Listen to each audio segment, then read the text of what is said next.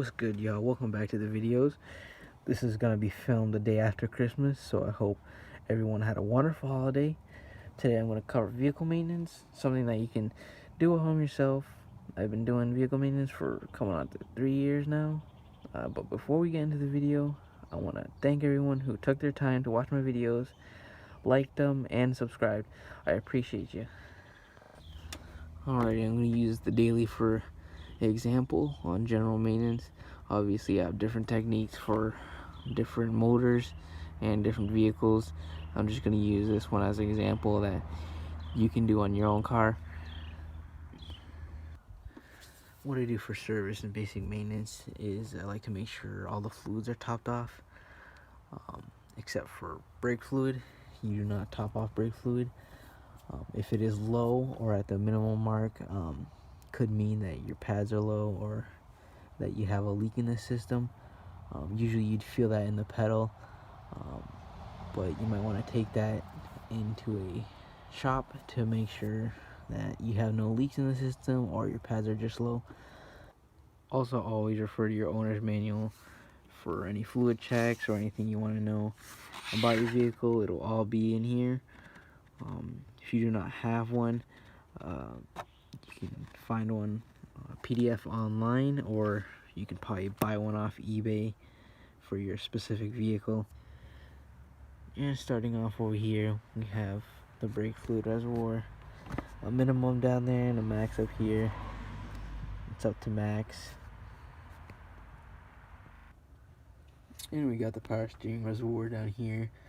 Most vehicles it's clear to see through and has the cold minimum and cold max and hot max and all that.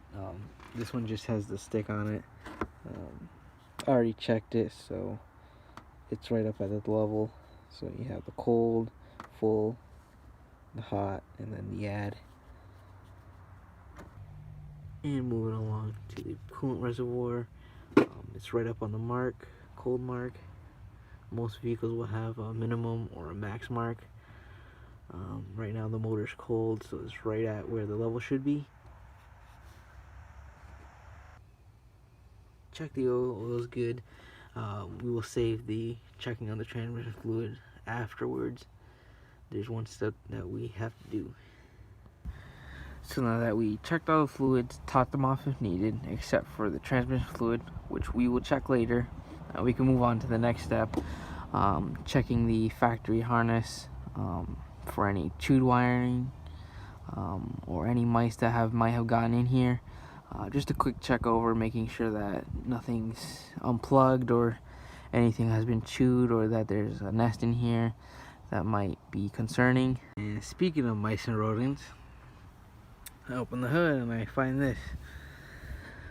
It looks like we might have some breakfast here. And it shows you how easy it is to get up in here. All they gotta do is just climb up in there and leave you some breakfast or something else. Probably a nest or something. So just by looking down here, you can see that this line right here is starting to leak, which is probably gonna get replaced soon. I'm gonna say that's a trans cooler line. I had to follow it. Also, this power steering line right here that's rubbing up against the plastic is starting to leak, and don't mind the power steering.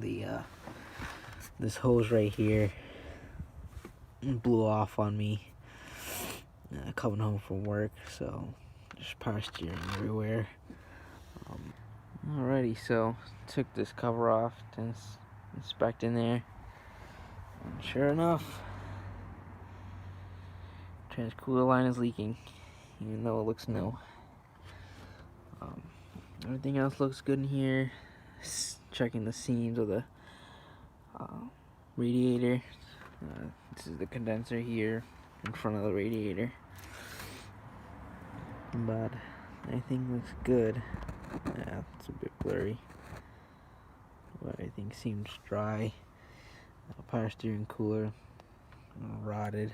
Might have to get that replaced soon. So, moving on to the next step. Alrighty, so now that we're all set with checking the fluids, checking the hoses, checking for any leaks, we can move on to the transmission fluid. Make sure you're on a level surface, and then start the vehicle, let it get up to operating temperature, and then check the fluid.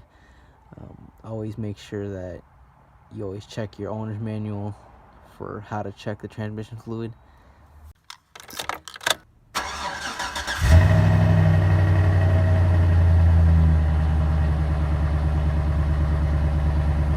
Put it warm up to 210 or lower. The different vehicles show where the coolant temp is at. Till then, we can let it warm up till there, and then we can check the fluid. Now that you're about to check the fluid, you want to make sure the color of it is not black. If it is black, then you might not want to change it, because it can mess everything up if you put new fluids in there.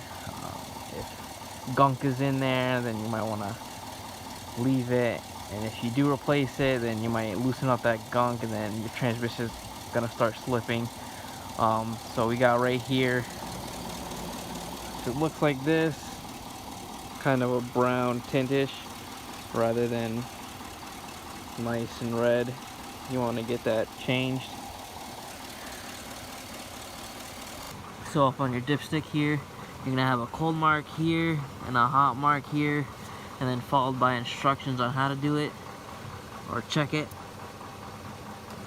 Check and park, engine idling. There's different vehicles that might say different in your owner's manual, but always make sure and check your owner's manual that you are doing it correctly. Alrighty, y'all, I'm gonna wrap up this video. Hope y'all enjoyed it. Hope y'all have a happy new year. Got big plans coming for this truck. If you want to see some teasers, I'll leave my Instagram and any other pages I have, TikTok, in the description. Got some content for the Lexus coming, I hope soon when it gets warmer. Until then, I hope you have a wonderful day, and I'll catch you on the next one.